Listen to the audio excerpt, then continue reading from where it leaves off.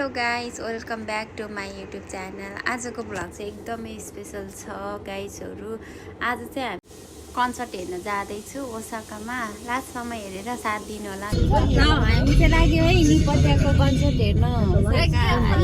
मेरो बहिनीहरू कतिको एक्साइटेड हो। फर्स्ट टाइम मेरो पनि फर्स्ट टाइम हो।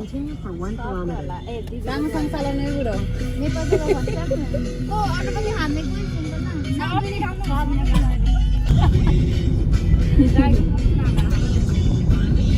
राम्रोसँग चलाउने के अरे जापानको फर्स्ट होला बुढोको लङ ड्राइभ होइन आज ओसाकासम्म कति घन्टा 1 घन्टा राम्रोसँग पुऱ्याएर ल्याउनु है त।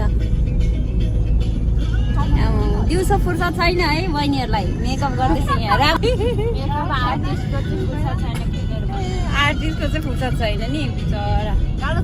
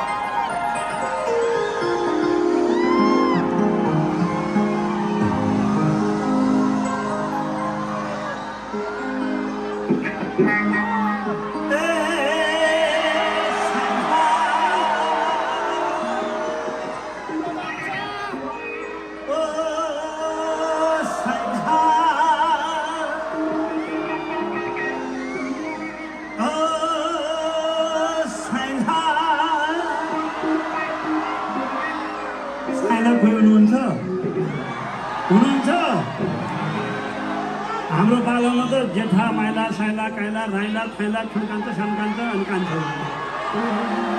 हिजो आज जे गरे जम्मा 2टा साइला साइली हुनुहुन्छ भने भाग्यमानी हुनुहुन्छ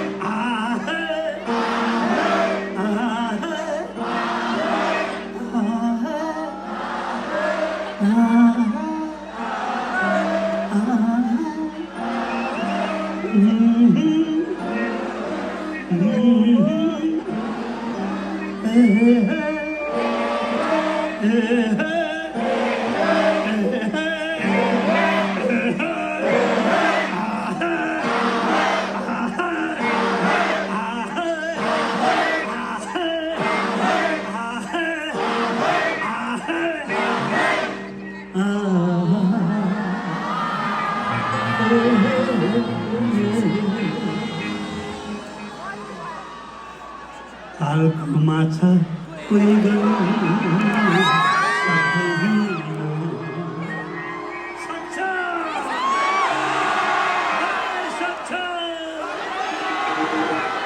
हालको माछा कोही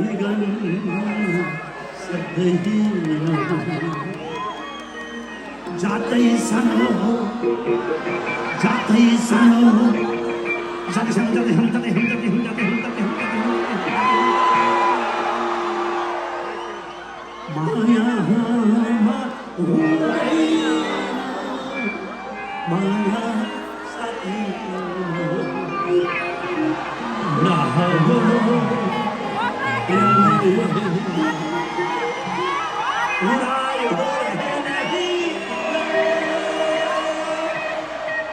उड़ायो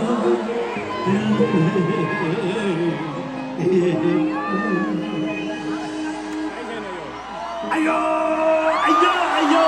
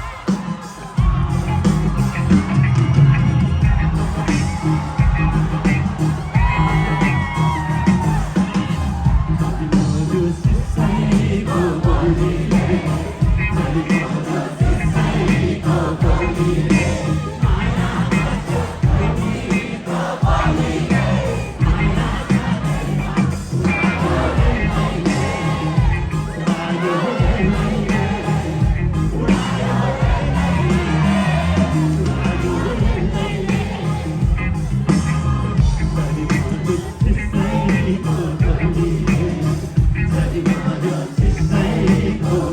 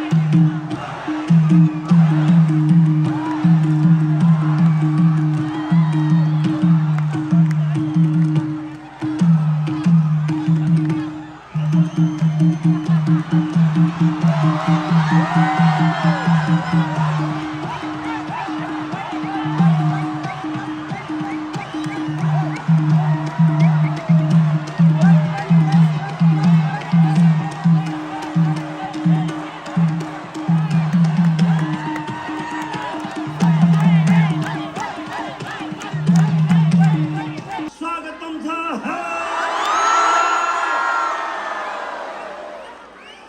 सगरमाथाको स्वागतम लुम्बिनी वनको स्वागतम पवित्र गंगा जलको स्वागतम अनि फुजी शानको स्वागतम दर्शकवृन्द, नेपाली सङ्गीतको सुवासले गर्दा यहाँहरूले हामीलाई माया गर्नुहुन्छ अनि यसरी निम्तो दिनुहुन्छ र यसरी बेला बेलामा भेट गराइदिनु हुने आयोजकहरूलाई एकपल्ट जोरदार ताली दिएर धन्यवाद दिनुहोस्।